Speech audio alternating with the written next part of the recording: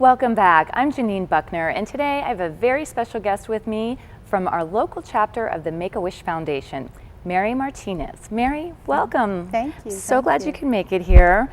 Please tell us more about Make-A-Wish. First, I think a lot of people know about Make-A-Wish on a national basis, but I'm really interested, you're representing us locally here, so talk to us a little bit about it. Well, the Make-A-Wish Foundation is a foundation that grants the wishes for children with life-threatening illnesses. And there are 65 chapters nationwide, and I'm part of the Mid-Atlantic chapter, which runs from Delaware all the way down to the gates of Quantico, covering Maryland and Virginia. Great. And what a lot of people don't realize is that we are a local organization.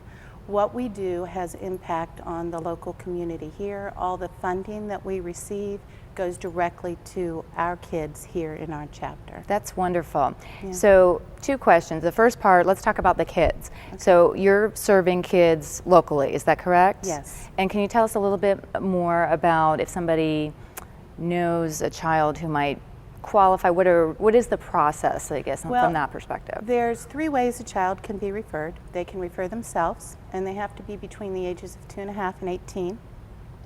They can be referred by their parents, or they can be referred by a medical professional. And that can include social workers, school nurses. If anybody else wants to talk to us about referring a child, they can call our medical intake officer, Robin Lenartz, at the chapter headquarters, and she can tell them what the process is, or they can email them. Our website's a wonderful website for information. And once the child is referred and medically eligible for a wish, then the whole process is handled by volunteers. And that's a real big deal for us here locally. What people don't realize is the volunteers are the core of what makes this process possible. They meet with the child and the family from the very beginning, help determine the wish, and see the wish all the way through. Okay, and now for these children, let's talk a little bit more about the children. My understanding, they have terminal illnesses, is that correct? That's actually not correct. Okay, can you talk a little bit more about that? When Make-A-Wish first started, and I hope my facts are correct on this, but originally about 80% of the children were terminal. Now, 80% of the children go on to lead very productive adult lives. We've made incredible strides in medical technology. So these are children that have life-threatening illnesses.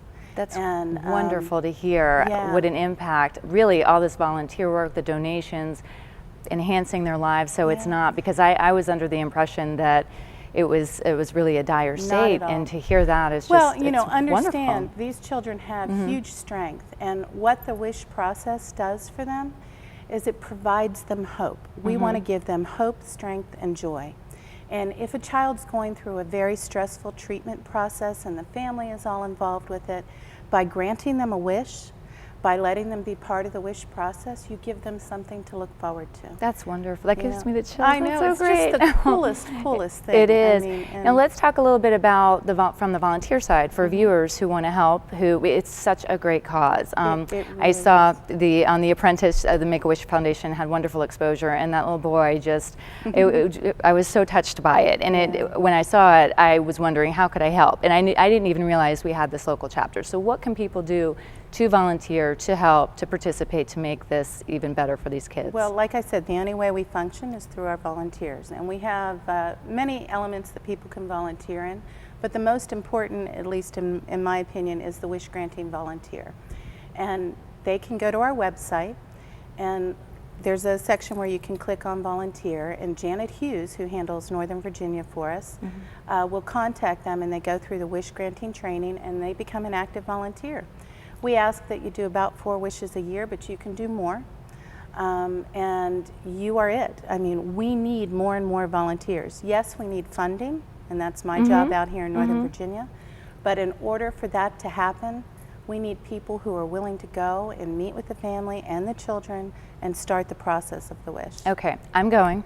I'm so happy you're here. I didn't know about any of this, and I'm sure everyone out there would love to do the same. So please tell us how to get on the website. Is it the Make-A-Wish Foundation? It's actually our Mid-Atlantic chapter website. It's www.midatlantic.wish.org.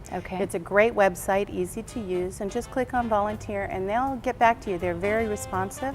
We love our volunteers. Wonderful. And out in Northern Virginia, I think we have over 140 volunteers, and in order to grant more and more wishes, we need to add to that And core. we're going to help you do that. Great. And we hope you come back next time, tell us more. I think you Thank have an you. event coming up, so please come back and see us and tell us more about that. Thank you. Thanks for being here.